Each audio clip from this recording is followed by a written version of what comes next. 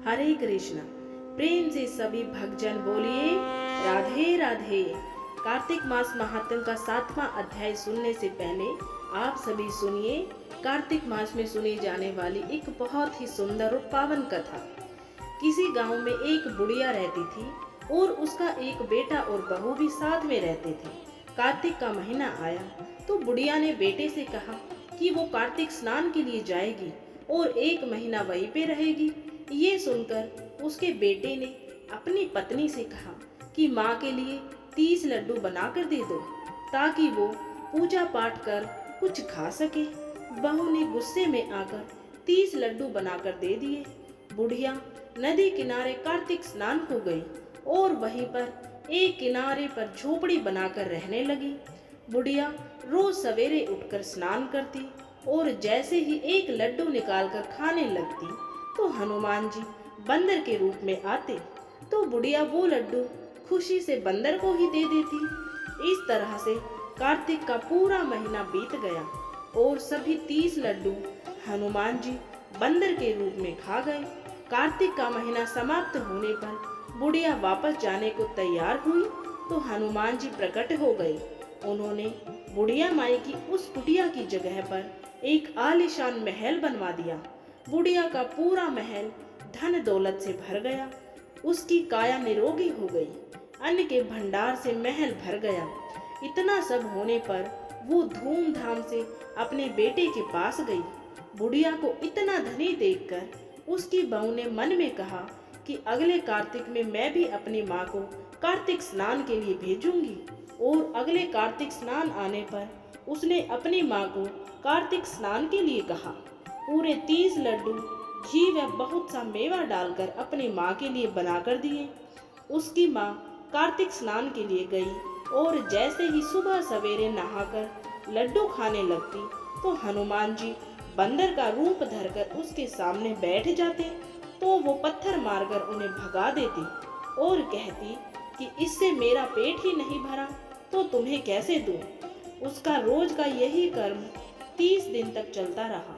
कार्तिक का महीना समाप्त हुआ तो हनुमान जी फिर से प्रकट हुए और उन्होंने बहू की माँ की कुटिया को कूड़े कचरे में बदल दिया और उसकी माँ को भी डूकर बना दिया। कार्तिक का महीना समाप्त होने पर बहू ने भी अपने पति से कहा कि कार्तिक का महीना खत्म हो गया है, आप मेरी माँ को गाजे बाजे के साथ लेके आओ। लड़का अपनी सास को गाजे बाजे के साथ लेने गया तो वहाँ देखता है कि कुटिया की जगह कूड़े का ढेर लगा हुआ है और उस पर उसकी सास डूकर बन के बैठी है।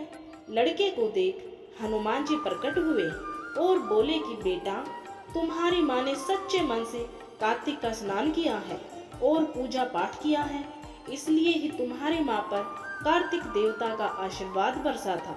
लेकिन तुम्हारी सास ने पापी मन से ये कार्य किया है और कार्तिक के महीने में बेटी के घर का अन्न खाया है, इसलिए कार्तिक देवता इससे नाराज हुए हैं, जिससे ये डूकर बन गई है। कहानी के बाद हाथ जोड़कर कहना चाहिए कि हे कार्तिक देवता, जैसे आप उस लड़के की माँ पर बरसे वैसे ही आप इस कहानी को सुनने वाले पे और हुकारे भरने वाले पे भी बरसना। तो दोस्तों चलिए आप सभी सुनिए कार्तिक मास महात्म्य का 7वां अध्याय। उम्मीद है आप सभी ने इससे पहले का अध्याय नंबर 6 सुन लिया होगा। अगर नहीं सुना है तो चैनल पे जाकर आप सभी सुन लीजिएगा। चलिए अब कार्तिक मास महात्म्य की कथा शुरू करते हैं। नारद जी ने कहा, हे राजन, कार्तिक मास में व्रत करने वालों के नियमों को मैं संक्षेप में बतलाता हूँ, उसे तुम ध्यान लगाकर सुनो। व्रती को सब प्रकार के आमिष, मांस, उड़द, राई, खटाई तथा नशीली वस्तुओं का त्याग कर देना चाहिए। व्रती को दूसरे का अन्न ग्रहण नहीं करना चाहिए, किसी से द्वेष नहीं करना चाहिए और तीर्थ के अतिरिक्त अन्य कोई यात्रा ना करनी चाहिए। देवता, वेद, ब्राह्मण, गाय, व्रती नारी, राजा तथा गुरुजनों की निंदा भी नहीं करनी चाहिए। व्रती को दाल, तिल, पकवान व दान किया हुआ भोजन ग्रहण नहीं करना चाहिए। किसी की चुगली या निंदा भी नहीं करनी चाहिए। किसी भी जीव का मांस नहीं छूना चाहिए पान, कत्था, चूना, नींबू, मसूर, बासी तथा झूठे अन्न का भी प्रयोग नहीं करना चाहिए। गाय, बकरी और भैंस के अतिरिक्त अन्य किसी पशु का दूध भी नहीं पीना चाहिए। कांसे के पात्र में रखा हुआ पंचगव्य, बहुत छोटे घड़े का पानी तथा केवल अपने लिए ही पका हुआ अन्न प्रयोग करना चाहिए। कार्तिक मास का व्रत करने वाले मनुष्य को सदैव ब्रह्मचर्य का पालन करना चाहिए। उसे धरती पर ही सोना चाहिए और दिन के चौथे पहर में केवल एक बार पत्तल में भोजन करना चाहिए। व्रती कार्तिक मास में केवल नरक चतुर्दशी, जिसे छोटी दिवाली भी कहा जाता है, उसी दिन शरीर में तेल लगा सकता है। कार्तिक के महीने में व्रत करने वाले मनुष्य को सिंघाड़ा, प्याज, मट्ठा, गाजर, मूली, काशीफल, लौकी, तरबूज, इन वस्तुओं का प्रयोग बिल्कुल भी नहीं करना चाहिए। रजस वाला, चांडाल, पापी, मलेच्छ, पतित, व्रतहीन, ब्राह्मण द्रोही और नास्तिकों से बातचीत ना करनी चाहिए। भगवान विष्णु को प्रसन्न करने के लिए अपनी शक्ति के अनुसार चांद्रायण आदि का व्रत करना चाहिए और उपयुक्त नियमों का पालन करना चाहिए। व्रती को प्रतिपदा को कुम्हड़ा, द्वितीया को कटहल, तृतीया को तरुणी स्त्री, चतुर्थी को मूली, पंचमी को बेल, षष्ठी को तरबूज, सप्तमी को आंवला, अष्टमी को नारियल, नवमी को मूली, दसवीं को लौकी, एकादशी को परवल, द्वादशी को बेर, त्रयोदशी को मट्ठा, चतुर्दशी को गाजर और पूर्णिमा को शाक का प्रयोग नहीं करना चाहिए। रविवार को आंवला का प्रयोग नहीं करना चाहिए। कार्तिक के महीने में व्रत करने वाला मनुष्य यदि इन शाकों में से किसी शाक का सेवन करना चाहे तो पहले ब्राह्मण को देकर ग्रहण करे। यही विधान माघ के महीने में व्रत के लिए भी है।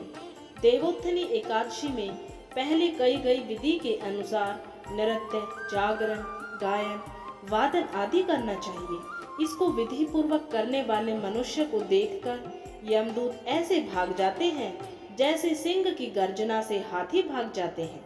कार्तिक माह का व्रत सभी व्रतों में श्रेष्ठ है। इसके अतिरिक्त जितने भी व्रत, यज्ञ व 1000 की संख्या में किए जाने पर भी इसकी तुलना नहीं कर सकते, क्योंकि यज्ञ करने वाले मनुष्य को सीधा वैकुंठ की प्राप्ति होती है। जिस प्रकार राजा की रक्षा उसके अंगरक्षक करते हैं, उसी प्रकार कार्तिक माह का व्रत करने वाले की रक्षा भगवान श्री हरि नारायण की आज्ञा से इंद्रादि देवता करते हैं। व्रती मनुष्य जहाँ कहीं भी रहता है वहीं पर उसकी पूजा होती है, उसका यश फैलता है। उसके निवास स्थान पर भूत, पिशाच आदि कोई भी नहीं रह पाते हैं। विधि पूर्वक कार्तिक माह का व्रत करने वाले मनुष्यों के पुण्यों का वर्णन करने में ब्रह्मा जी भी असमर्थ है। यह व्रत सभी पापों को नष्ट करने वाला, पुत्र पौत्र प्रदान करने वाला और धन धान्य की वृद्धि करने वाला है। इस प्रकार कार्तिक मास महात्म्य का 7वां अध्याय संपूर्ण हुआ। बोलिए श्री हरि नारायण भगवान की जय। श्री हरि नारायण भगवान के जो सच्चे भक्त हैं वो कमेंट बॉक्स में हरिओम नमो नारायण जरूर लिखें और श्री हरि नारायण भगवान के प्रिय कार्तिक मास के महात्म्य के कथाएं सुनने के लिए चैनल को सब्सक्राइब जरूर करें। वीडियो देखने के लिए आप सभी का दिल से धन्यवाद।